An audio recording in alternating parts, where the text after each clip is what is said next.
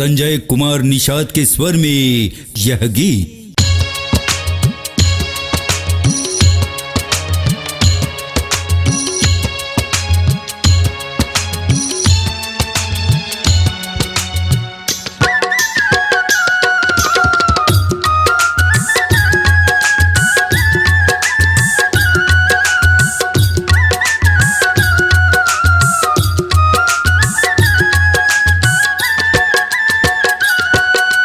एक चुटकी भर माटी लगोरी सिंदूर समझ के भर देते हो। एक चुटकी भर माटी लगोरी सिंदूर समझ के भर देते हो, भर देते हो। एक बार मोला हाँ कहते सता रानी बना के रख लेते हो। एक बार मोला हाँ कहते सता रानी बना के रख लेते हो। एक चुटकी भर माटी लगोरी सिंदूर समझ के भर देते हो। एक चुटकी भर माटी लगोरी सिंदूर समझ के भर देते हो, भर देते हो।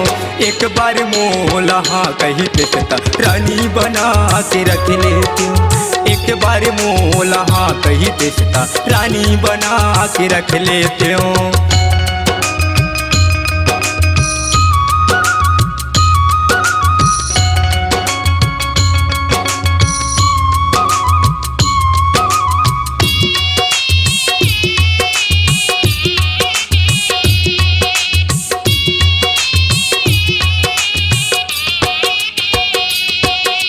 जब तोर तीर मांगे ओ पूछे बर काबर वो नहीं बोले।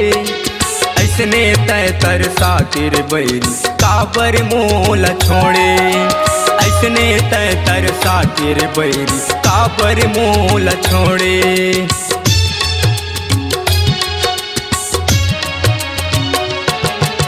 जब तोर तीर मांगे ओ पूछे बर काबर वो नहीं बोले।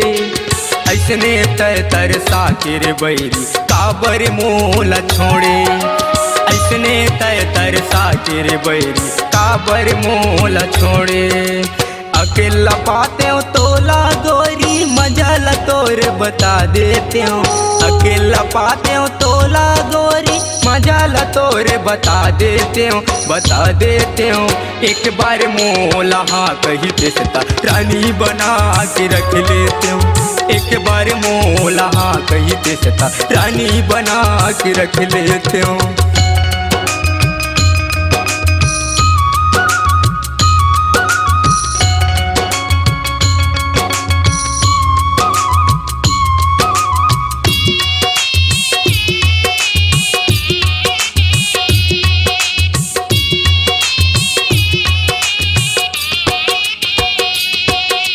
तीन साल ले झुलिया सही मोला तय झुला के। देख देख के तय हाँ गोरी दीवाना बना के।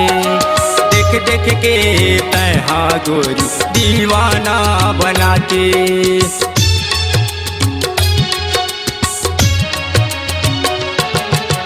तीन साल ले झुलिया सही मोला तय झुला के। देख देख के तय हाँ गोरी दीवाना बना के। देख देख के तय हाँ गोरी दीवाना बना के। हाँ कहते सता तोर घर ला मैं ससुराल अपन बना लेते हो। हाँ कहते सता तोर घर ला मैं ससुराल अपन बना लेते हो, बना लेते हो। एक बार मोला हाँ कहते सता रानी बना के रख लेते हो। एक बार मोला हाँ कहते सता रानी बना के रख लेते हो। एक चुटकी भर माटी लगोरी सिंदूर समझ के भर देते हो। एक चुटकी भर माटी लगोरी सिंदूर समझ के भर देते हो, भर देते हो। एक बार मोला हाँ कहते सता रानी बना के रख लेते हो। एक बार मोला हाँ कहते सता रानी बना के रख लेते हो। एक चुटकी भर माटी लगोरी सिंदूर समझ के भर देते हो। एक चुटकी भर माटी लगोरी सिंदूर समझ के भर देते हो, भर देती हूँ। एक बार मोला हाँ कही देता रानी बना के रख देती हूँ। एक बार मोला हाँ कही देता रानी बना के रख लेती हूँ। एक बार मोला हाँ कही देता रानी बना के रख लेते हो। छत्तीसगढ़ी लोक कला मंच माया के जंजाल ग्राम मोहगांव की प्रस्तुति। गायक संजय कुमार निषाद। कार्यक्रम हेतु संपर्क करें मोबाइल नंबर 7970069867। अपनी आवाज को दीजिए एक नया मुकाम। डिजिटल रिकॉर्डिंग की दुनिया का जाना पहचाना नाम स्वरांजलि, जहां गूंजती हैं ध्वनियां अपनी माटी की सौंधी सुगंध के साथ। छत्तीसगढ़ी संगीत के विविध रंग जो पहुंचाते हैं पूरे प्रदेश में डिजिटल रिकॉर्डिंग के संग। स्वरांजलि स्टूडियो, नेमीचंद गली नंबर 2, गंजपारा, रायपुर।